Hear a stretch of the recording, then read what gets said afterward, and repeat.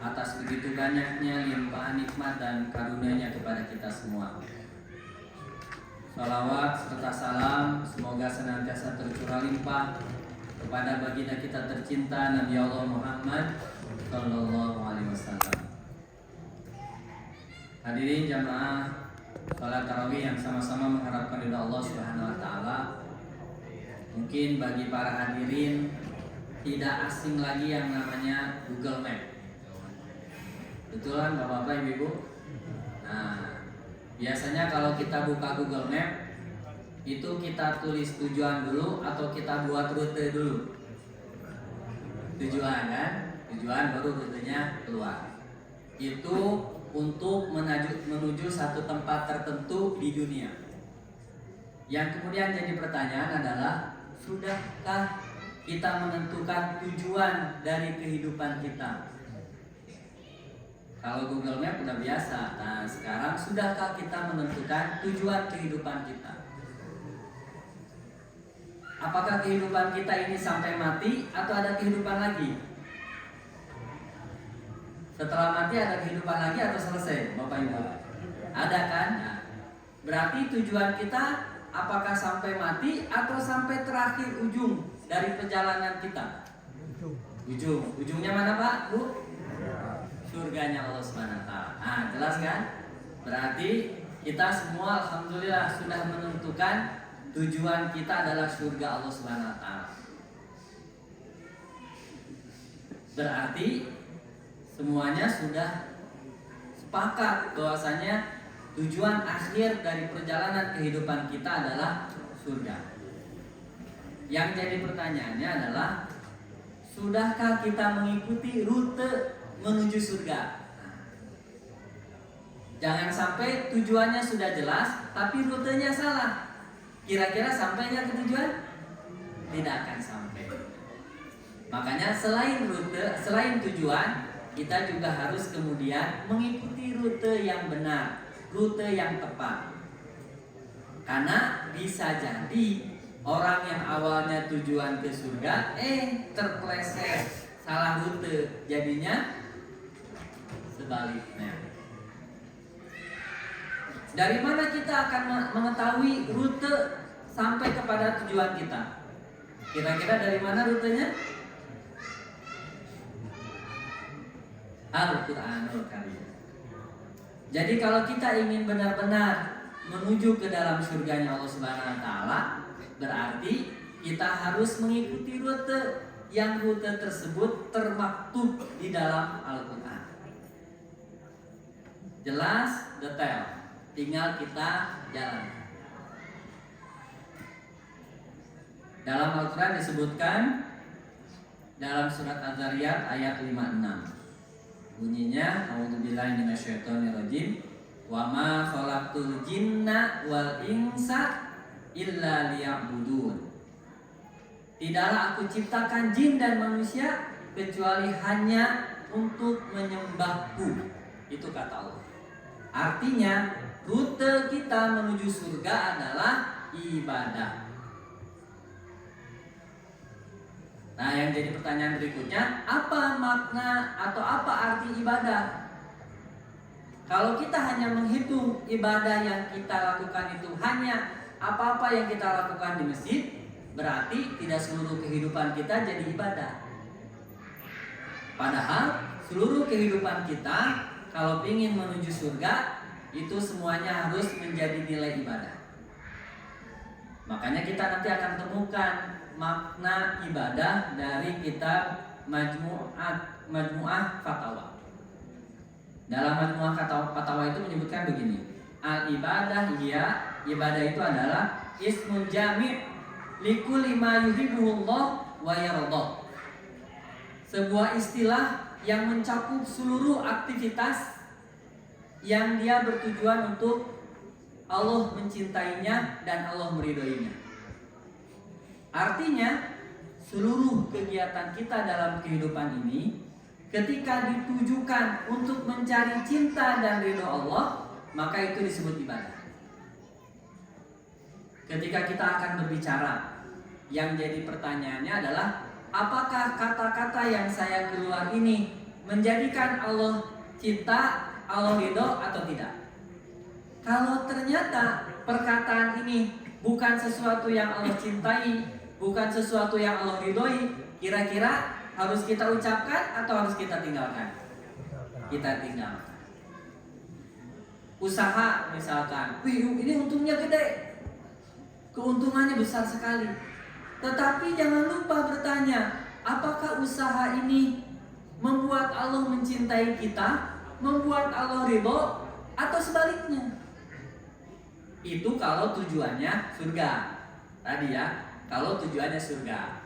Kalau tujuannya hanya untuk mencari hidup, kesenangan di dalam hidup, ya dia pasti pilihnya adalah yang penting untungnya gede. Karena tujuannya hanya untuk sekedar senang di dalam kehidupan ini. Tapi kalau tujuannya surga, sekali lagi yang harus ditanyakan adalah kira-kira usaha ini mendatangkan cinta dan ridhonya Allah atau tidak. Dan kalimat, kenapa saya menyampaikan contoh kata-kata dan usaha, bukan contohnya adalah tilawah atau hafalan Quran? Karena kalimat selanjutnya adalah minal aqwal wal a'mal al-batiniyah al-batinah wal zahirah.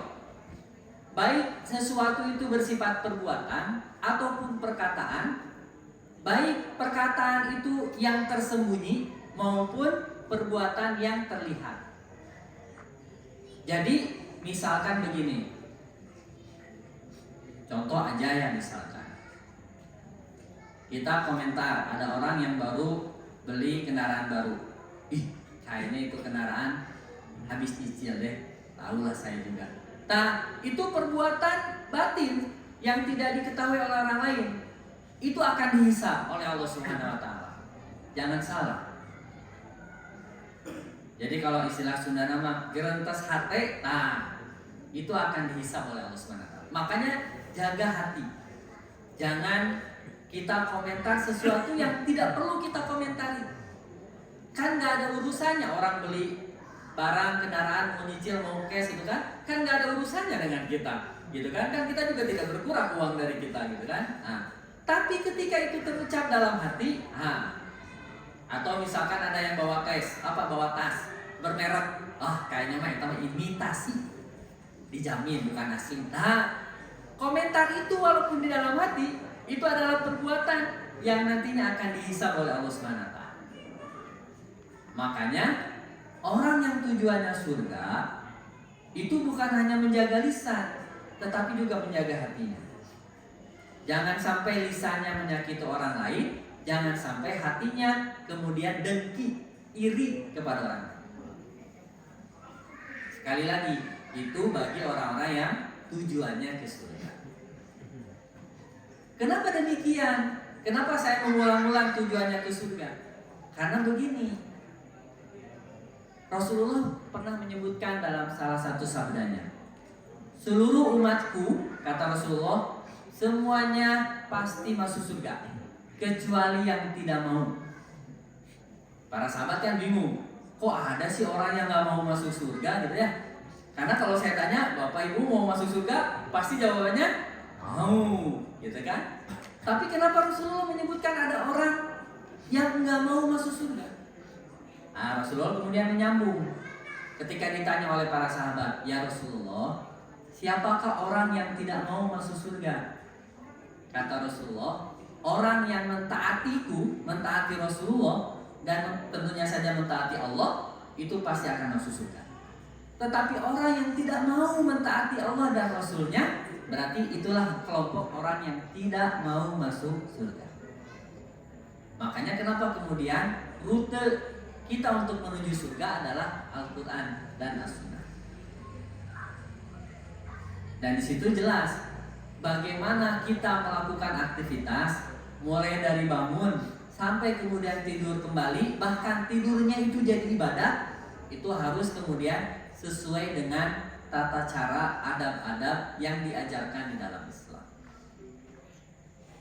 Dari sini kita paham, ibadah itu bukan hanya berdimensi hablu minallah, tetapi termasuk juga hablu minanas. Contoh hablum minallah yang dia bersifat batin, tidak terlihat. Apa itu?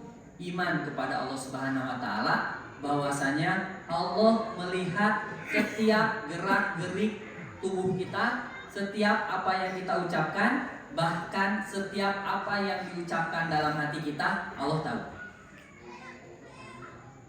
Atas dasar inilah kemudian insya Allah sebenarnya kita tidak butuh yang namanya CCTV. Kenapa? Karena orang pengawasannya udah melekat dalam dirinya, bahwasanya Allah melihat dia. Dan alhamdulillah sebenarnya kita diberikan pendidikan oleh Allah melewati puasa. Saya yakin Bapak Ibu, walaupun di rumah tidak ada siapa-siapa, dalam kondisi yang sangat kelaparan, terus ada makanan sedikit di dapur, saya pasti yakin ibu tidak akan makan makanan itu, walaupun lapar banget. Kenapa? Itu secara tidak langsung kita ditarbiyah, diberikan pendidikan oleh Allah Subhanahu wa taala tentang adanya pengawasan Allah Subhanahu wa taala. Itu hablum minallah. Hablum minallah yang zahir sifatnya ya sholat, tadarus, gitu ya, puasa, haji, bayar zakat dan seterusnya. Itu hablum minallah. Jamaah salat tarawih yang sama-sama mengharapkan dari Allah Subhanahu wa taala. Lantas apa yang dimaksud dengan hablum minanas? Dan kenapa hablum minanas ini juga masuk dalam kategori ibadah? Ini mohon maaf kepada ibu-ibu, karena contohnya ibu-ibu kebetulan. Jadi di zaman Rasulullah itu ada ibu-ibu solehah banget, udah solehah banget. Apa indikatornya? Setiap malam melakukan qiyamul lail, tahajud. Di siang harinya itu rutin puasa Daud. Sehingga para sahabat menyimpulkan, wah memang ibu-ibu ini solehah banget, gitu ya. Pasti ahli surga. Apa komentar Rasulullah? Bukan, kata Rasulullah. Dia bukan ahli surga. Kenapa demikian ya Rasulullah? Karena perbuatan dia terhadap tetangganya buruk, sering menyakiti tetangganya. Nah, gara-gara menyakiti tetangganya, maka ibadah tahajud, ibadah puasa Daud itu hilang. Makanya ada yang disebut sebagai ibadah hablum minanas. Jadi tidak cukup kita tuh rajin sholat, tapi lisan kita tidak dijaga. Tidak cukup kita tuh rajin puasa, tapi tangan kita tidak dijaga. Makanya ini penting hablum minanas. Jadi bagi kita adalah, apalagi dalam hadis disebutkan, man kana yu'minu billahi wal yawmil akhir falyukrim jarahu. Barang siapa yang beriman kepada Allah dan hari akhir, maka muliakanlah tetangganya. Jangan pernah kemudian ada terjadi percecokan tetangga. Itu hati-hati betul. Jangan sampai pertengkaran itu menyebabkan amal ibadah kita hilang. Dan terakhir, Rasulullah bertanya kepada para sahabat, wahai sahabatku, tahu nggak kalian siapa orang-orang yang bangkrut? Sahabat langsung keluar ide, kayaknya yang bangkrut ini ya Rasulullah. Dia berdagang, ternyata jangankan untung, yang pasti mah buntung gitu ya. Bukan hanya tidak dapat untung, tetapi modalnya juga habis. Itu orang yang bangkrut. Kata Rasulullah, bukan itu. Terus siapa yang bangkrut ya Rasulullah? Rasulullah menyebutkan, yang bangkrut itu adalah nanti ada orang yang pulang di hari hisab, karena mungkin di dunianya rajin sholat, rajin tadarus, rajin puasa, sering sedekah subuh tiap hari gitu kan. Pas hari Jumat kasih Jumat berkah juga gitu ya. Terus umroh bolak-balik gitu kan, setiap tahun, bahkan setahun 2 kali gitu kan. Bahkan haji udah beberapa kali. Itu pahalanya banyak. Tapi ketika hari hisab, hari perhitungan, Allah menegakkan keadilannya. Kata Allah, Barang siapa yang pernah disakiti oleh orang ini, silakan maju ke depan. Orang ini tadinya banyak pahalanya, tapi pas begitu disebutkan siapa yang pernah dizolimi, maju ke depan, ternyata ngantri panjang. Yang pernah disakiti, yang pernah dizolimi, ngantri panjang, dan satu persatu ditegakkanlah keadilan Allah. Kenapa kamu? Oh, orang ini mulutnya tidak dijaga ya Allah. Seringkali aku ini panas telinga dan sakit hati. Aku ingin menuntut keadilan. Makanya terus kemudian amal soleh dia diambil, dikasihkan ke orang ini. Terus begitu sampai amal solehnya habis, yang ngantri masih banyak. Karena amal solehnya habis, terus gimana sebagai gantinya? Dosa orang yang dizolimi diambil, dipindahkan ke dia sampai habis yang ngantrinya. Jadilah orang yang tadinya pulang membawa amal soleh, ternyata ketika pengadilan di akhirat dia menjadi orang yang banyak dosa karena sering menzolimi orang. Itulah pentingnya hablum minanas. Makanya bagaimana caranya biar kita ketika tidur jadi ibadah, ketika bangun jadi ibadah, dalam setiap aktivitas kita jadi ibadah, di kantor jadi ibadah, di pasar jadi ibadah, dimanapun tempat kita berada, itu semuanya harus jadi ibadah. Makanya niatkan semuanya untuk mencari cinta dan ridho Allah SWT. Insya Allah kalau kita niatnya lurus, niatnya benar, aktivitasnya juga benar, insya Allah kita bisa sampai kepada tujuan, yaitu adalah surganya Allah SWT. Amin.